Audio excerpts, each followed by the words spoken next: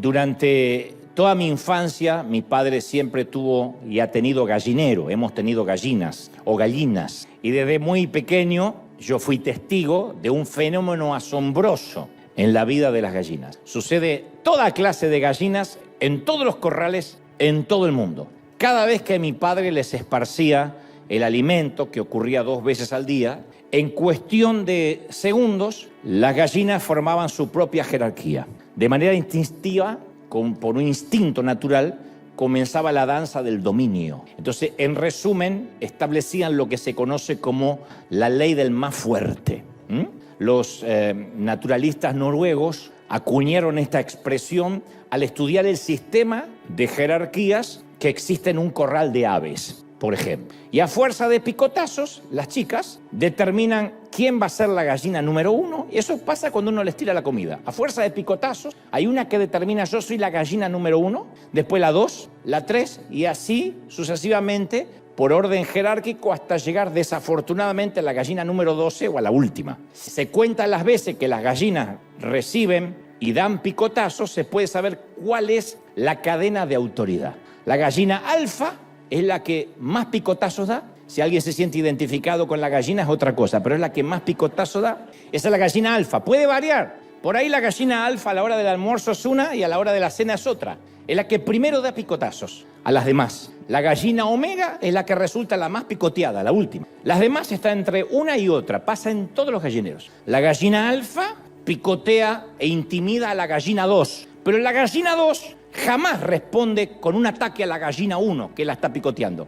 La gallina 2 tolera los picotazos de la gallina 1, pero agarra picotazo a la gallina 3, quien a su vez vuelca su frustración en la gallina 4. Así funciona. O sea, la que tira picotazos no va a recibir como respuesta picotazos, sino que esa se agarra con la otra y esa se agarra con la otra y esa se agarra con la otra. La ley del más fuerte continúa descendiendo hasta la gallina 12, si es que hay una docena, que obviamente, insisto, es la más desdichada, porque no tiene a nadie a quien picotear la 12. Mira así, dice, pero yo no tengo a quién. Entonces la ley del más fuerte no es una ley científica, pero ha estado presente desde los principios de la humanidad, desde el tiempo prehistórico. Y esa clase de fenómeno ocurre también dentro de las familias, por lo menos los que tenemos ciertos años y recordamos cómo eran las jerarquías en las familias antiguamente. El lugar que ocupábamos en la casa revelaba nuestro rango. En casa la cabecera de la mesa era indiscutiblemente para mi papá. Ni se nos ocurría tocar ese lugar santísimo. Ese era de papá. El resto de la familia se ubicaban en la mesa por orden de edad y a medida que iban descendiendo en edad, yo era el menor, nos íbamos alejando de papá. Algunos estaban cerquita, conforme la edad, mi mamá, los más grandes, y yo estaba bien lejos. Si se cenaba pollo, por ejemplo, pollo, la pata y el ala derecha era para mi papá, la pata izquierda y el ala izquierda era para mi mamá. A lo mejor mi hermano mayor compartía la pechuga con la abuela y a mí me tocaba el trasero del pollo porque era el último que había nacido. Me miraban como diciendo, ¿y qué culpa tenemos que haya venido? Fue un accidente. En el auto, el Renault Gordini que tenía papá, el jefe manejaba, obviamente, nunca largó el timón, jamás. La segunda a bordo era mi mamá. Mi hermano mayor y la abuela elegían las ventanillas del asiento trasero y yo, la gallina número 12, me tocaba ir apretado al medio. Aunque me descompusiera, vomitara, se la aguanta. La ventanilla no es para usted porque usted nació último y pensamos que era un tumor. Después nos dimos cuenta que era un embarazo. Nadie explicaba el sistema. No estaba escrito en ninguna parte, simplemente lo sabíamos desde que nacíamos. Como fui el menor, yo nunca tuve a quien picotear. Y la iglesia tampoco está exenta de esa ley. Yo siempre recuerdo cuando muy joven empecé en este peregrinar cristiano y por la providencia divina me invitaban a predicar y me tocaba participar en convivios, en almuerzos, en cenas, en los que participaban varios pastores conocidos, famosos en aquel entonces. Y la mayor parte de la conversación giraba alrededor de 3 preguntas. A saber, número 1, ¿cuántas personas asisten a tu congregación? Número 2, ¿te están invitando a predicar del mundo? Y número 3, ¿cuántos empleados tiene tu plantilla? Todos se hacían esas preguntas entre ellos. Y en base a las respuestas, los demás se evaluaban si valía la pena sacarse una foto con ese pastor, intercambiar contactos o ignorarlo. Entonces, en cierto sentido, exhibían su plumaje, ¿no? Nada más que en lugar de plumas, usaban trajes de diseño, asistentes, secretarias, relojes caros y cacareaban. tratando, hacían así, tratando de averiguar qué posición tenía cada uno. Y como en aquellos tiempos yo recién estaba empezando, como diría la salmista Shakira, lucía un Casio y llegaba a bordo de mi Twingo, no había que ser Einstein, un genio, para darse cuenta que yo era la gallina número 12. Yo no tenía quien picotear. Cuando me preguntaban, a mí pasaba vergüenza. Y en algún punto se establecía así la ley del más fuerte. En realidad nadie es inmune a esa patología. Nadie. Porque casi todos nosotros miramos las profesiones de otras personas, su educación, su vestuario, sus autos, sus casas, su ministerio en todo caso, y tratamos de calcular dónde encajan y dónde encajamos en esa ley del más fuerte. Y hay como una sensación de bienestar cuando sabemos dónde encajamos y cuando catalogamos al resto, obviamente. Entonces, para bien o para mal, es la manera que funciona el sistema. Es un sistema maquiavélico, obviamente, pero es un sistema al fin. El problema con la ley del más fuerte o la ley del gallinero no es el orden. El problema son los picotazos. Basta con preguntarle al chico más bajito de la clase, al más gordito del grado, a quien limpia los baños, cuyo nombre nadie sabe y nadie jamás le interesará saber. Una familia de inmigrantes indocumentados nos pueden dar cátedra de lo que significa vivir bajo picotazos, bajo algún tipo de discriminación. O el obrero nuevo de una fábrica, el empleado nuevo de una oficina, el chivo expiatorio de la familia.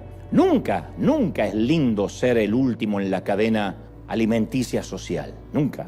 Y como yo me crié observando la vida de un gallinero, yo también vi con horror como muchas veces las gallinas atacaban a un pollito enfermo y le daban picotazos hasta asegurarse de que moría. Y yo le decía, papá, lo van a matar. Y eso lo hacen porque es alguien que molesta, es alguien que va a comer y que está enfermo, así que lo matan a picotazos. Por esa razón Dios no tolera esa manera de pensar. Esa mentalidad de corral puede darse en una granja, pero jamás se puede dar en el reino de Dios. Hecho esta introducción, yo quiero meterme de lleno dentro de una asombrosa historia digna de Netflix o Prime. Ahora tengo la atención de algunos cuantos, por primera vez. Y es asombrosa la historia, porque implica la misma ley del corral de aves que te acabo de contar, pero a la vez es una de las pocas ocasiones en que esa ley se invierte. Y obviamente involucra una gallina alfa y también involucra o implica una gallina omega. Todos recordamos cuando el adolescente David mata a Goliat, al gigante filisteo que desafiaba a los escuadrones de Israel. Lo mata con una piedra y una honda.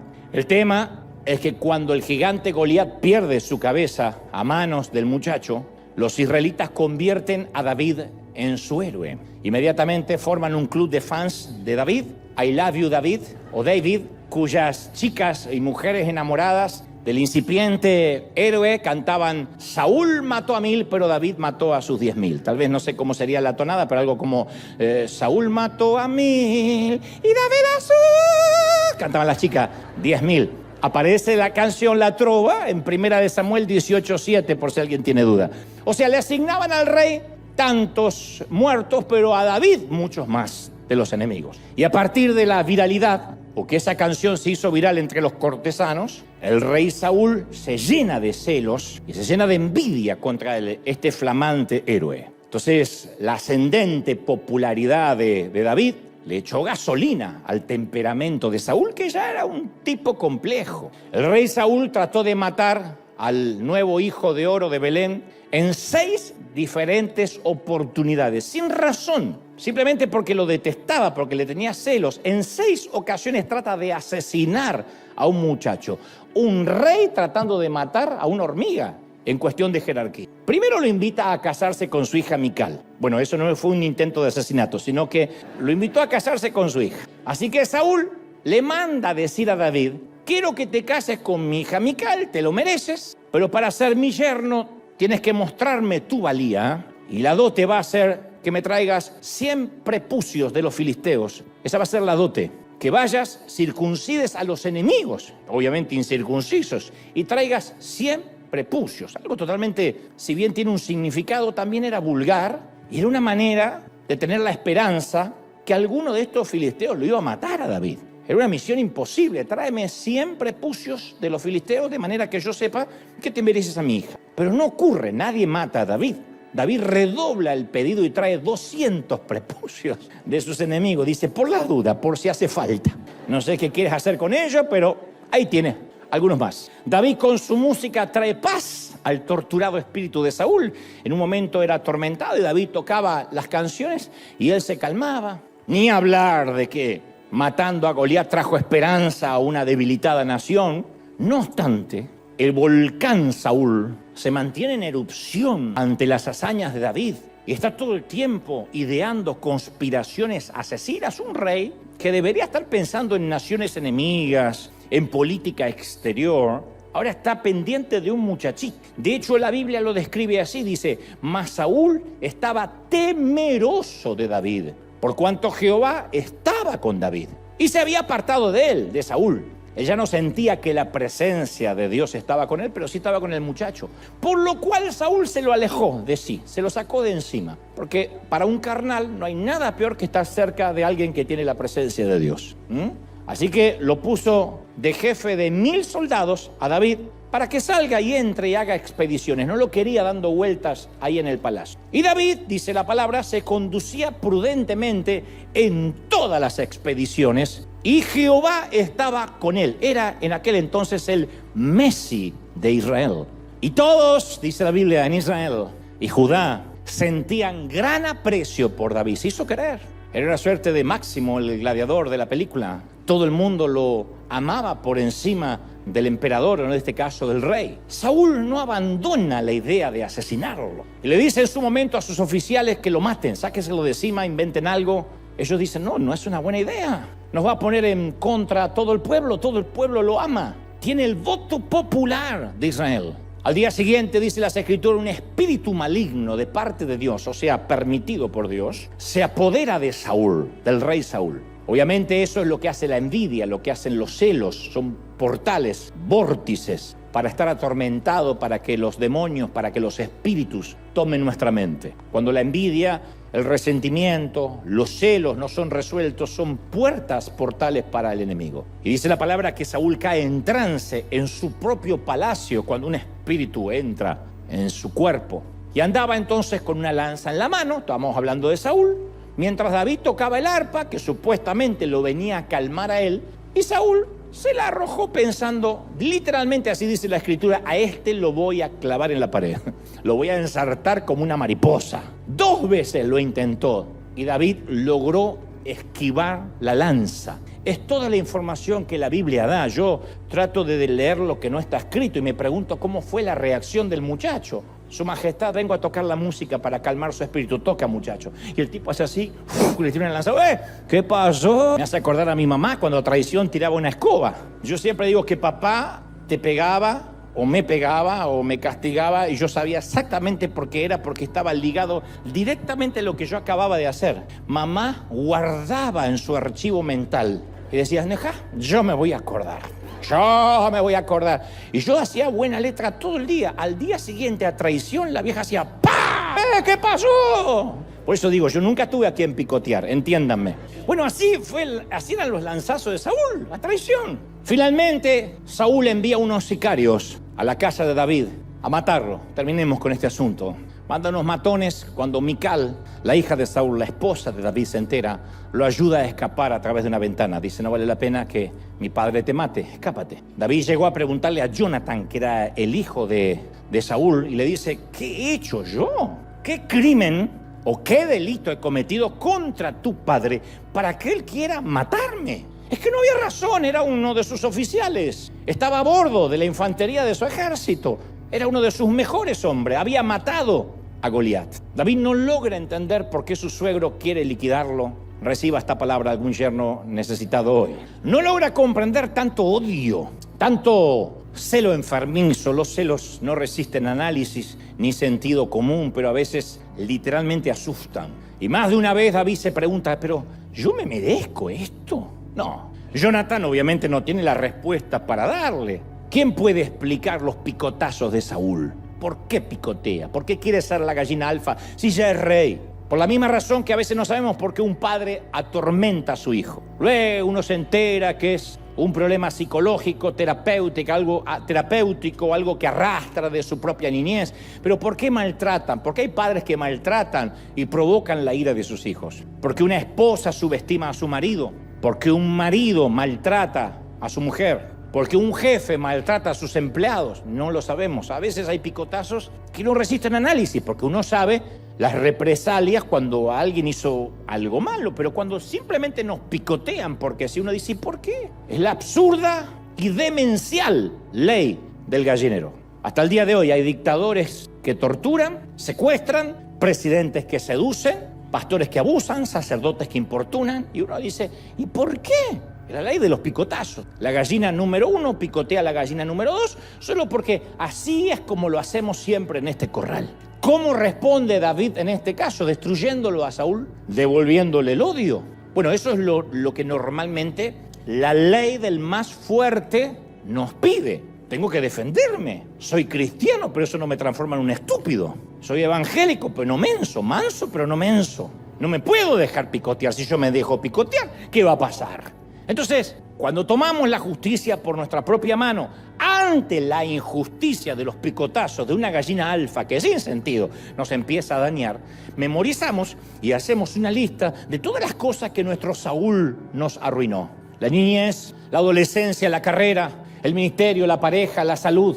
Y nos empezamos a revolcar en el lodo cenagoso del dolor. Cuando abandoné los estudios allá en la escuela secundaria, mi padre con mucho amor me amenazó de muerte y me dijo que si yo no buscaba trabajo, él no quería vagos en casa. Y uno de mis primeros empleos en la desesperación de no volver a casa sin un trabajo fue la de limpiar maquinarias de imprenta. En tiempos que se usaban los mimeógrafos y otros tipos de máquinas mucho antes, aunque ustedes no lo crean, de la computadora. Ya sé, no se hagan los jóvenes que muchos nacieron analógicos igual que yo y son Olivetti es su segundo nombre, pero para quitar la tinta usamos una mezcla tóxica de algo que se llama aguarrás y querosén, para lo cual debíamos usar mascarillas. El tema es que ese olor se impregnaba en mi ropa y mi madre trataba de lavarla hasta que finalmente terminó quemándola, no podía quitarle el olor. Y yo recuerdo, aunque trabajé apenas una semana que en esa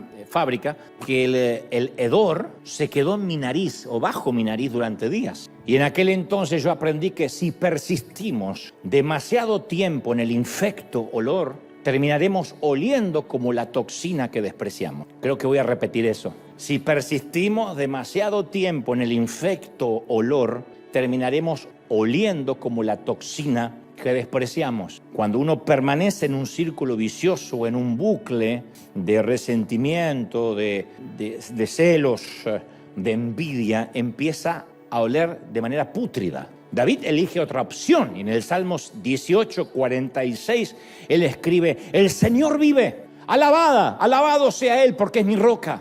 Él es el Dios que me vindica, el que pone los pueblos a mis pies. Y luego le dice: Señor, tú me libras del furor de mis enemigos, me salvas de los hombres violentos. Hay una versión que dice: me salvas de la gente desquiciada. Creo que se refería al suegro. Por eso, Señor, te alabo entre las naciones y canto salmos a tu nombre. Él no dijo: me voy a regodear en el dolor, voy a planificar cómo vengarme. Él comenzó a alabar a Dios y él dijo: tú te ocupas de mis enemigos. En algún momento diría: aderezas mesa delante de mis enemigos. O sea, no los liquidas, simplemente me honras, me sirves una mesa, un banquete y dejas que mis enemigos vean que tú estás bendiciendo. Sin embargo, a pesar de que él alababa a Dios como lo hacemos nosotros, seguía prófugo. Era un convicto de la justicia. Pululan los carteles con su rostro y la frase buscado en cada árbol, en la oficina de correos, en cada pared. Hay posteos de Instagram: buscado, David vivo o muerto. David tiene que acostumbrarse a vivir mirando por sobre su hombro, durmiendo con un ojo abierto, comiendo en un restaurante lo más cerca de la puerta posible por si hay que escapar. Apenas 2 o 3 años atrás cuidaba un rebaño en Belén y la vida le hizo así. No lo pidió, fue cuando vino Samuel, un profeta de edad madura, con un cuerno de aceite y lo vuelca sobre su cabeza. Él ni siquiera estaba entre sus hermanos esperando una unción, él estaba trabajando y lo mandaron a llamar. Y David, de buenas a primera, de la noche a la mañana, pasó de dar serenata a sus ovejas a darle serenatas a Saúl, que ahora le tira lanzazos. Entonces el muchacho, ignorado por su propio padre, pasó a ser motivo de comentarios. Se transformó en trending topic en redes. Todos tagueaban o etiquetaban numeral I love you, David Cuero mata gigantes. Y para colmo, la Biblia narra que era de buen parecer, que uno de los atributos que le había dado Dios a David era que era de buen parecer. Encima el tipo era un galán de películas. No sé, Brad Pitt en su mejor momento, ahora está viejo, pero Brad Pitt en su mejor momento, o Richard Gere. Los enemigos le temían, los niños lo admiraban, las mujeres se derretían y Saúl lo odiaba y lo quería muerto. Y luego del 6º atentado contra su vida, David entiende la situación. Y con un precio por su cabeza y un ejército tras sus huellas, le dice adiós a la vida del palacio y huye. No se puede convivir con un loco, no se puede convivir con un desquiciado, alguien que sin razón, sin ser mi enemigo y encima de familia, me quiere matar. Dios no está hablando de tu suegra todavía, no te tomes esto personal. Ahora, ¿dónde puede ir David? ¿En dónde se oculta la gallina número 12 que no tiene a quién picotear? ¿Dónde se oculta una gallina número 12? Pregunto a las gallinas número 12. David se siente devastado. No tiene lugar en la corte. No tiene posición en el ejército, a pesar de que hasta ayer era un general. No tiene esposa, no tiene sacerdote, no tiene amigos. Nada que hacer excepto correr. No podía ir a la corte de Saúl, no podía ir a la casa de Mical. Entonces se dirige al único lugar posible donde nadie va porque nadie sobrevive. Va al desierto, va a la tierra salvaje. Y aquí quiero hacer un paréntesis, porque antes de seguir quiero sacar lo poético del desierto, porque hay de los que dicen, ay, a mí los desiertos me bendicen. Ni siquiera es Hesperia.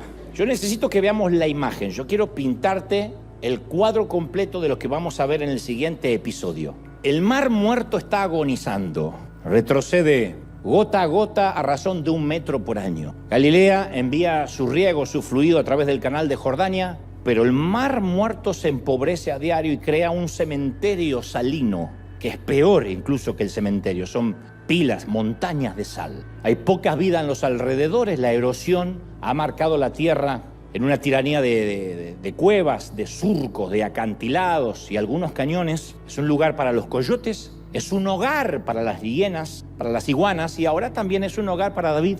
Él no quiso intercambiar el palacio por esta tierra inhóspita y febril. Nadie arbitrariamente elige el desierto, nunca, en ninguna temporada de su vida, porque significa en este caso calor infernal, tormentas de arena, alacranes, pero algunas veces no tenemos opción. La calamidad golpea y el techo de cristal se rompe. El tornado nos levanta y nos deja tirados en el desierto. Y como veíamos en el vídeo hace un momento, un incendio nos obliga a tener que comenzar otra vez y en el peor de los casos sin que nadie nos ayude. A nosotros no nos ha tocado necesariamente el desierto del sudeste de Israel, pero sí nos ha tocado a todos el desierto del alma. Y nos toca atravesar esa larga temporada de sequía en cualquier área. David encuentra una cueva llamada Adulán y allí mismo comienza su década, sus 10 años de desierto, de estar proscripto. Y allí, por alguna razón, en esa cueva, el hombre de fe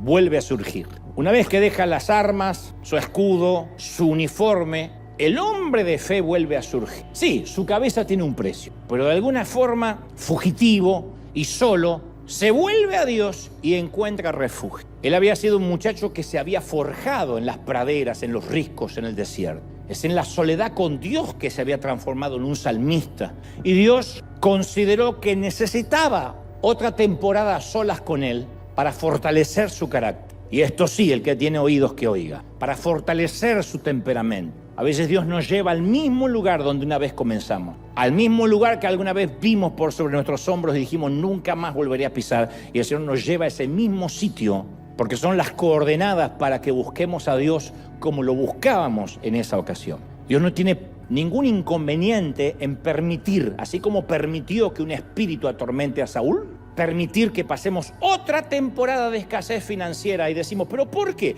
Si yo ya estaba cómodo, porque Dios extraña, necesita el tiempo en que buscábamos a Dios cuando dependíamos del maná diario y no del crédito. Hay momentos que Dios nos vuelve a llevar a los inicios, como que nos reinicia para que las coordenadas vuelvan a estar en su sitio y busquemos a Dios con la misma desesperación que cuando queríamos que Él nos use.